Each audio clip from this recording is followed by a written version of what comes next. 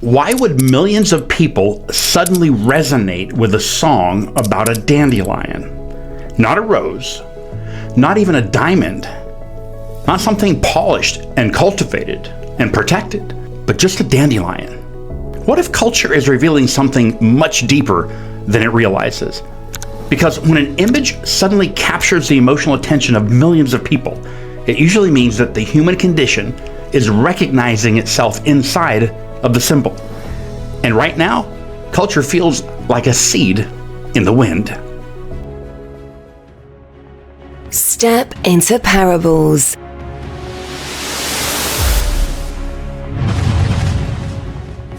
The method, the message, the mandate. Where parables of the natural reveal the master plan for your life. One of the most culturally resonating country songs right now is Ella Langley's song Dandelion. And the emotional architecture inside of this song is absolutely fascinating. In fact, that song just hit #1, as you know. Ella Langley describes herself through imagery that feels like wind, movable, untamed, free, and very difficult to contain, yet deeply connected to where she came from.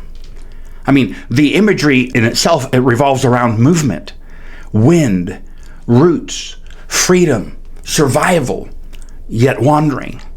And millions of people emotionally connect to it because it mirrors the modern human experience.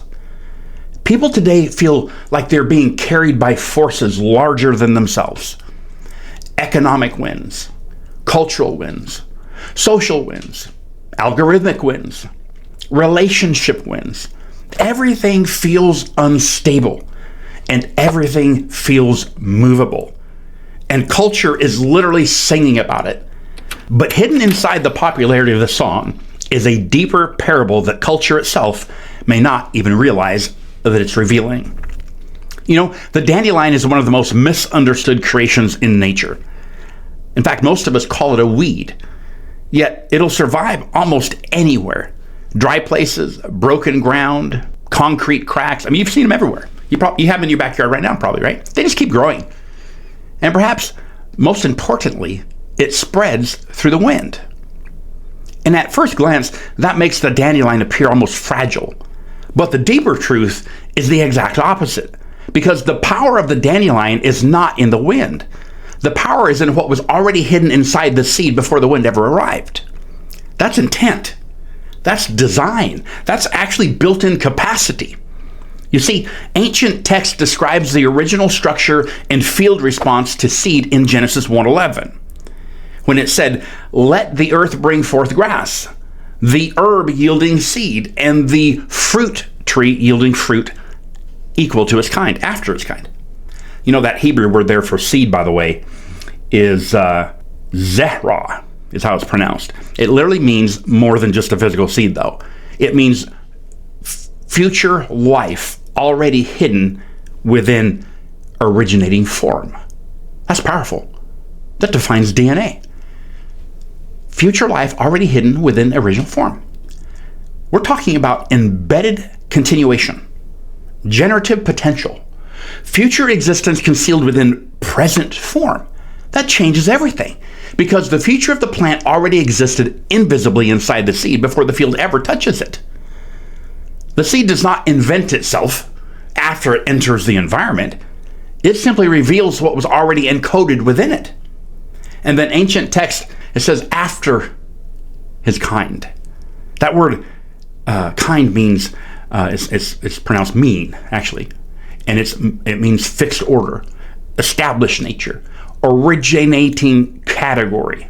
In other words, the field might change, and the wind might change, even the location might change. But the originating design remains intact. And suddenly, this parable inside the song becomes much deeper, because modern culture increasingly feels like it is drifting through invisible forces without stability or grounding. People are trying to discover identity from movement itself. Think about this. Every trend becomes identity. Every emotion becomes identity. Every social current becomes identity. But creation itself reveals a completely different structural law, and that is that movement does not determine identity. Identity proceeds from movement. The wind did not author the seed.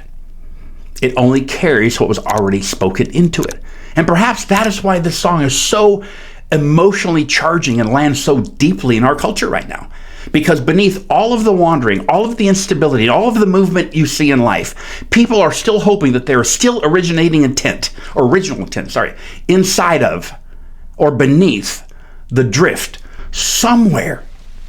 I believe we are hoping as a society that things aren't just random, that maybe there is still design beneath the winds of culture.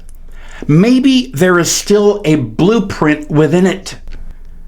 And then this is where ancient text brings this to such a deeper level. And I think once you begin to see it, it'll really open things up for you. In ancient text, Jesus is quoted saying this: "The sower soweth the word." Now, this seed becomes much more than biological. This seed becomes informational, invisible instruction carrying visible manifestation.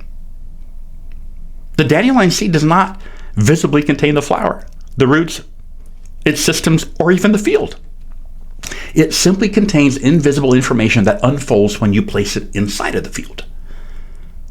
That, my friends, mirrors the entire structure of reality. Visible expression emerges from invisible encoding.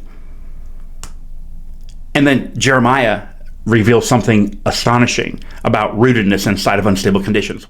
This is Jeremiah 17, verses 7 through 8. "Blessed is the man that trusteth in the Lord, and whose hope the Lord is. For he shall be as a tree planted by the rivers of water." Take a look at that word blessed there. That's an important word. Baruch, maybe it's Baruch, is the word blessed there in Hebrew. It means far more than simply being happy, though.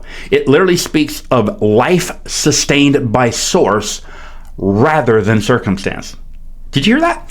Life sustained by source rather than circumstance. We're talking about being positioned for increase, sustained by flow, rooted beyond environmental instability. And all of a sudden, suddenly, Jeremiah begins answering the emotional tension hidden inside this very song, because the song is reflecting a generation that feels movable like a dandelion in the wind. But Jeremiah is revealing that the true flourishing is not determined by the instability of the environment. It is determined by the source feeding the life within the seed. Notice this pattern. Heat comes, drought comes, environmental instability comes, yet the rooted system continues producing. Why? Because the source matters more than the surrounding conditions. The wind might move the seed, but the source sustains life within it. The environment does not determine the life of the seed, the source does. Are you beginning to see this? And perhaps this is the deepest revelation hidden inside the popularity of Ella Langley's song. Modern culture feels carried by invisible winds right now. Yet underneath all the movement is a longing to rediscover that there is still originating intent, embedded capacity, and invisible design already hidden within the seed itself before the journey ever begins. Culture is crying for clarity right now. Let me bring it together for you like this. The kingdom of God, the kingdom field, is like a dandelion seed carried through an invisible governing field, because the seed already contains within itself the intent, the design, and the capacity for what it was created to become. And every single field that it enters becomes an opportunity for the hidden pattern within it to emerge visibly according to its original source. I want you to say this declaration with me out loud. Say, Father, I thank you that my identity is not determined by the winds around me, but by the word that formed me. I thank you that you established my design before I ever entered the field. Every seed reproduces after its kind, and I thank you that the intent, the capacity, and the assignment that you have placed within me remains intact regardless of the environment around me. And I thank you that your invisible instruction continues unfolding through my life. I remain rooted in you like a tree planted by waters. And I thank you that every field that I enter becomes an opportunity for what you've placed within me to become visible. Friends, I hope you're starting to see this. This was never about religion. We have got to detach religion and anything else from this ancient text. This ancient text was revealing to you a pattern of how life functions. It is a pattern that runs through all of creation. And once you see it, your entire world begins to change. It was always about alignment with a higher governing field, opening your perception to the fact that you were created to rule and to steward and to order your world through alignment with it. Hey, before you go, I want to place a free gift in your hands. It's called a book called The Lie of Religion. If you'd like access to it, comment lie below, and I will make sure that it reaches you. I'm EJ Hogan. Stay aligned. Thanks for joining us. I know you're starting to see it. Come back again. There's more to uncover.